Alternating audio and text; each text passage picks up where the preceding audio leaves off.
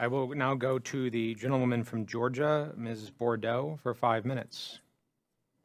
Okay, thank you so much. Thank you, Chairman Crow and Ranking Member Kim, and thank you to our witnesses today. Clean energy jobs are powering the economic recovery in Georgia and across the country. After an initial decline due to the pandemic, Georgia had one of the fastest growing clean energy sectors of any state, growing over 29% between June and December of 2020, the second highest rate in the nation. One thing I talk about with my business community is that we really have a chance to do well by doing good in Georgia, both tackling climate change and also building new opportunity for Georgia businesses. The United States and Georgia have an opportunity to lead the world in clean energy technology, but it will require investment on the part of our policymakers to make that a reality. I was very interested in hearing about the apprenticeship programs or the lack of those, and an issue also near and dear to my heart is workforce development.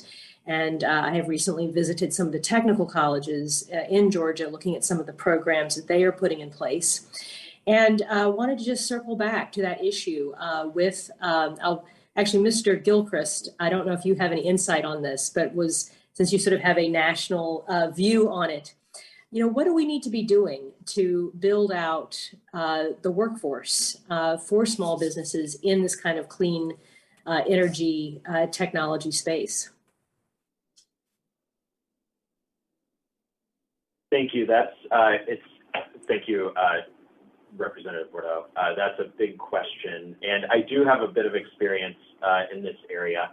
The first thing is really investing in training programs and apprenticeships. A lot of the union apprenticeships that we work alongside here in Colorado are already training their workers in clean energy.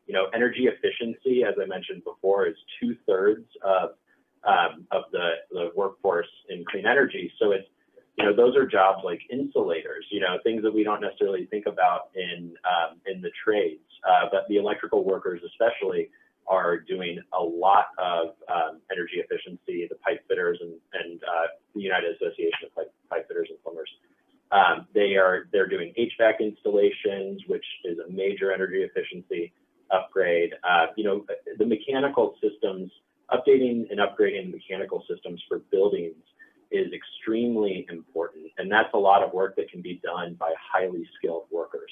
So I think we often categorize clean energy jobs as solar installers, rooftop solar installers, or wind technicians. And while those are oftentimes good jobs, they aren't necessarily always the highest paid or the highest skilled. So you have to look at the vast majority of where those workers are, which is in energy efficiency. And like I said before in my oral statement, it goes way beyond our typical understanding of clean energy jobs. Some things that we've done in Colorado, just this year, we passed a bill to drive some innovation within training pathways for clean energy jobs. So State Representative Dominique Jackson, who also resides in Congressman Crow's office, helped drive that bill, which will work with the community college systems as well as a number of other stakeholders to help create those pathways. And frankly, we've been thinking about this for quite some time. Colorado's really been an innovator in creating non-traditional sector training partnerships, through things like a group called Career Connect, or through our Denver Public Schools and school systems around the state, to help students understand the breadth of opportunities, including in clean energy, down the road. So, they like to think of it as sort of a way to marry the vocational system with the traditional college system, so that students can get an understanding of what sort of other vocational jobs are out there that, are earn while you learn, high-paying jobs that are really career-oriented, especially in the union building trade sector. Another thing that we've done this year, which is sort of interesting, is in order to further incentivize, because we can't always predict the future. In training programs, especially at the IBEW and the pipe trades, often are 5 to 6 years.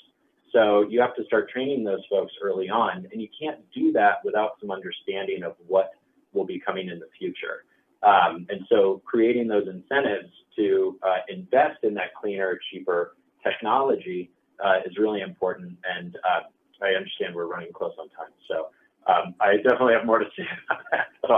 Okay, well, I hope some other folks will ask some questions about that, because I think we need to flesh that out and see to what extent we just need to bring the community together to put those pieces in place, or to what extent we need to, make some federal investments in getting those that training pipeline set up. Thank you so much, and I yield back.